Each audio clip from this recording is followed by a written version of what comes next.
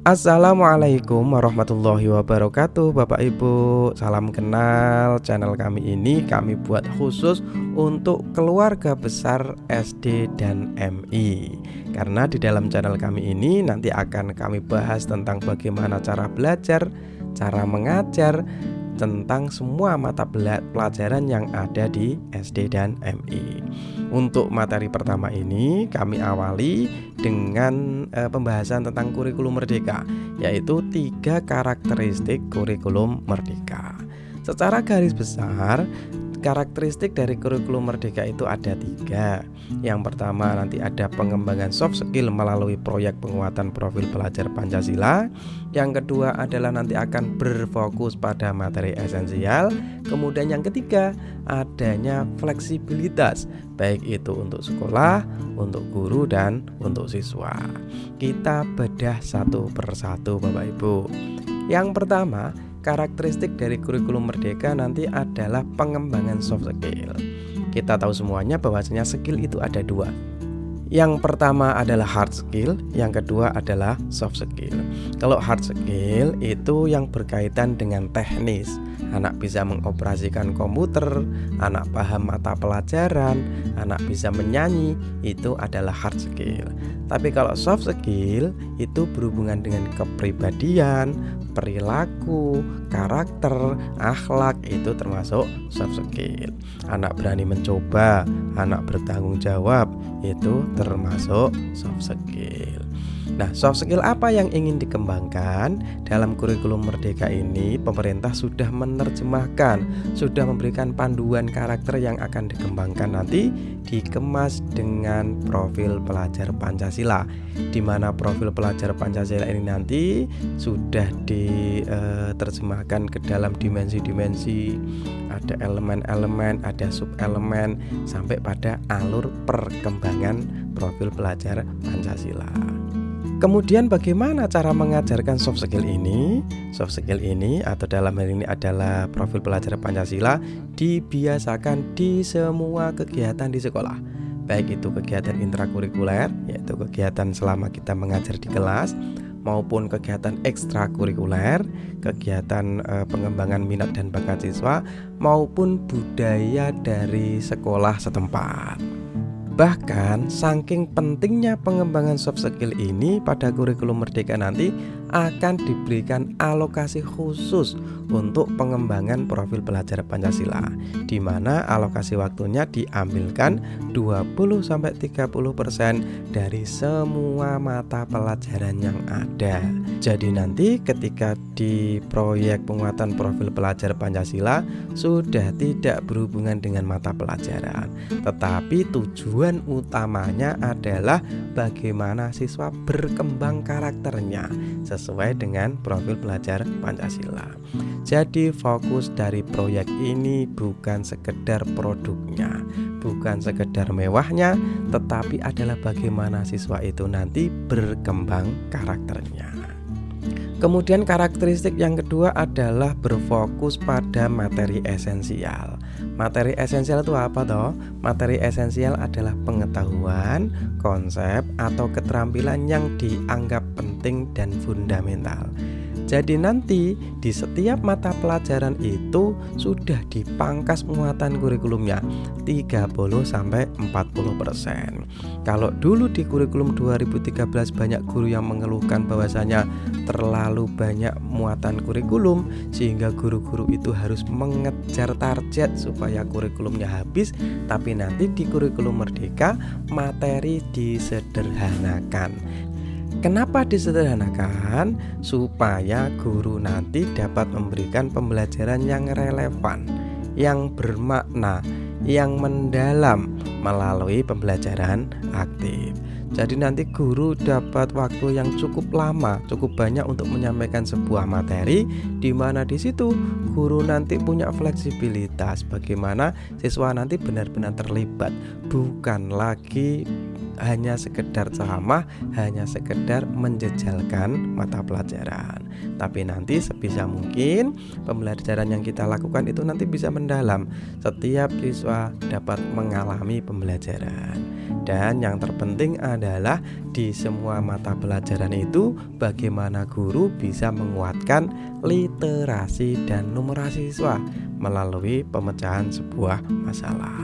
Jadi pembelajaran nanti sekali lagi intinya adalah bukan tentang keluasan materi, bukan banyaknya materi, bukan banyak hafalan yang diterima oleh siswa, tapi bagaimana kita nanti menyajikan pembelajaran yang aktif, di mana siswa sebagai senternya, sebagai pusatnya, sehingga siswa nanti bisa belajar literasi dan numerasi melalui pelajaran apapun.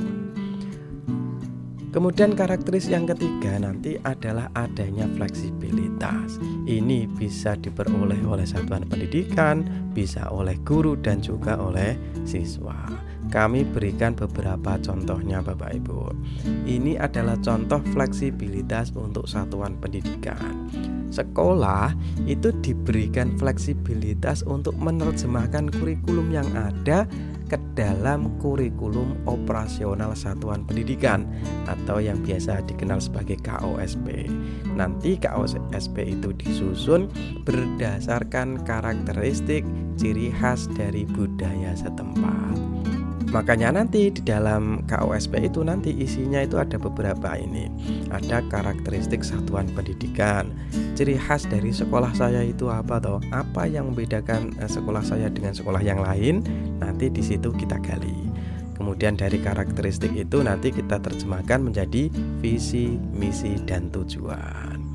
Kemudian juga ada fleksibilitas dalam mengorganisasikan pembelajaran, kemudian di perencanaan dan evaluasi. Pengorganisasian pembelajaran maksudnya gimana Pak? Nah, ini ada 4 pilihan Bapak Ibu. Jadi nanti kita bisa memilih mana yang paling tepat, mana yang dinilai paling efektif menurut sekolah masing-masing. 1. Bisa memilih pendekatan mata pelajaran. Berarti setiap pelajaran itu dilakukan secara terpisah. Bahasa Indonesia ya bahasa Indonesia saja, matematika ya matematika saja, seperti yang sudah terjadi selama ini. Atau yang kedua, memilih pendekatan tematik, yaitu pembelajaran disusun berdasarkan tema yang menaungi kompetensi dari berbagai mata pelajaran. Kalau dulu di kurikulum sebelumnya SD itu wajib tematik, kemudian SMP dan SMA itu wajib mata pelajaran. Nanti baik SD, SMP, SMA bebas memilih mau pendekatan mata pelajaran monggo, mau pendekatan tematik juga silahkan. Ada juga pilihan yang lain. Yang ketiga nanti adalah pendekatan secara integrasi. Artinya apa? Konsep-konsep dan keterampilan tertentu dari mata pelajaran diajarkan secara kolaboratif antar guru. Misalnya antara muatan IPA dan IPS, nanti misalkan ada sesuatu yang bisa disambungkan, nanti antara guru IPA dan IPS di SMP nanti bisa berkolaborasi menjadi tim teaching untuk mengajar secara bersama-sama. Atau yang ketiga, bisa menggunakan pendekatan secara bergantian dalam blok waktu terpisah. Ini mungkin bisa dilakukan di SMA Bapak Ibu, karena ketika siswa memilih mata pelajaran itu ada kebingungan bagaimana cara menentukan kelasnya. Lah, pendekatan blok ini bisa dipilih untuk menyelesaikan permasalahan tersebut, yaitu pembelajaran yang dikelola dalam blok-blok waktu dengan berbagai macam pengelompokan. Misalnya mata pelajaran IPS, Bahasa Indonesia dan IPAS akan diajarkan jam 7 sampai jam 12 pada semester 1. Contoh lain adalah mengajarkan muatan ilmu pengetahuan alam dan ilmu pengetahuan sosial secara bergantian dalam blok waktu terpisah. Dari keempat-empatnya ini monggo dipilih, didiskusikan dengan warga sekolah mana yang paling enak. Sekali lagi, ini bukan untuk memberatkan para guru, tidak memberatkan satuan pendidikan, tetapi pemerintah justru memberikan kesempatan bagi sekolah, bagi guru untuk berinovasi, untuk berimprovisasi. Kemudian salah satu bentuk fleksibilitas pada kurikulum merdeka adalah bahwasanya nanti capaian pembelajaran itu disusun per fase bukan per tahun. Capaian pembelajaran itu apa toh? Capaian pembelajaran itu mirip KIKD Bapak Ibu, kompetensi yang harus dikuasai di akhir fase. Kalau dulu itu kan sudah ditentukan, kelas 1 harus bisa ini, kelas 2 harus bisa ini, kelas 3 harus bisa ini. Tapi nanti dalam kurikulum Merdeka, kompetensi tersebut itu disusunnya per fase. Makanya dalam kurikulum Merdeka ada banyak fase. Fase fondasi itu untuk PAUD, fase A untuk kelas 1 dan kelas 2 SD, fase B untuk kelas 3 dan 4, fase C untuk kelas 5 dan 6, kemudian fase D untuk SMP secara keseluruhan, dan fase E adalah kelas 10 SMA, yang terakhir fase F untuk kelas 11 dan 12 SMA. Dampaknya seperti apa? Jadi nanti guru di fase A, berarti kelas 1 dan kelas 2 harus duduk bersama, karena CP-nya kan ada 1 di kelas 1 dan kelas 2. Nanti CP yang ada itu diterjemahkan menjadi tujuan pembelajaran. Setelah punya tujuan pembelajaran, nanti disusun urutannya, mana yang diajarkan di kelas 1, mana yang diajarkan di kelas 2, mana yang pertama kali harus diajarkan. Jadi antara satu sekolah dengan sekolah yang lain bisa jadi nanti urutannya berbeda. Yang penting adalah di akhir fase A, ketika siswa sudah selesai di kelas 2, capaian pembelajaran ini harus sudah dicapai oleh siswa. Berarti nanti kita berhak untuk mengatur alurnya, urutannya, mana yang menurut kita paling bagus, paling efektif, sebagai urutan pertama mana, urutan kedua mana, yang kelas 1 mana, kelas 2 mana, itu nanti kita berhak untuk menyusunnya. Kemudian kami beri contoh berikutnya tentang fleksibilitas Bapak Ibu, yaitu tentang jam pelajaran. Kalau dulu jam pelajaran itu disusun per minggu, tapi untuk kurikulum Merdeka disusunnya per tahun. Contoh, misalkan matematika ada 5 jam pelajaran, maka kalau dulu itu setiap minggu itu matematika harus 5 terus. Tapi nanti di kurikulum Merdeka ada fleksibilitas. Boleh seperti sekarang ini dijadwalkan matematika itu seminggu ada 5, boleh. Atau misalkan dipadatkan, matematika itu hanya diajarkan di semester 1, nanti semester 2 tidak ada matematika, boleh. Atau misalkan di SD ini bisa kita pakai Bapak Ibu, misalkan kita mengajar tentang perkalian, ternyata anak-anak di kelas itu kok ternyata tidak bisa penjumlahan, otomatis kita kan mengulang tentang penjumlahan. Nah, untuk menguatkan tersebut, misalkan dalam seminggu itu hanya mengajar matematika saja, tidak ada mapel yang lain, boleh. Yang terpenting dalam 1 tahun ajaran itu total JP dari semua mata pelajaran itu terpenuhi.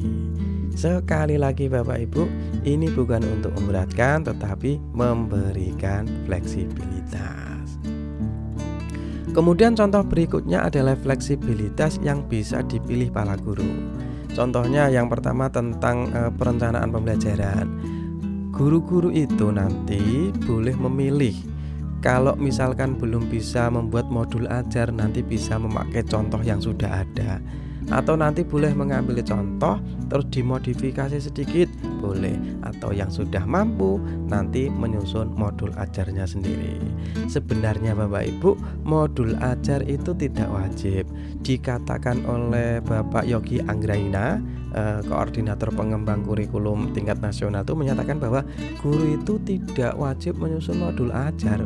Modul ajar itu dibuat pemerintah untuk membantu guru yang belum bisa membuat perencanaan pembelajaran.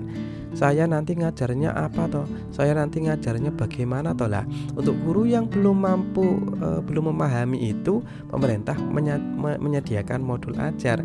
Nanti bisa langsung dipakai oleh guru-guru. Tetapi untuk guru yang sudah bisa membuat, nanti juga tidak wajib untuk membuat modul ajar. Yang wajib dibuat adalah perencanaan pembelajaran.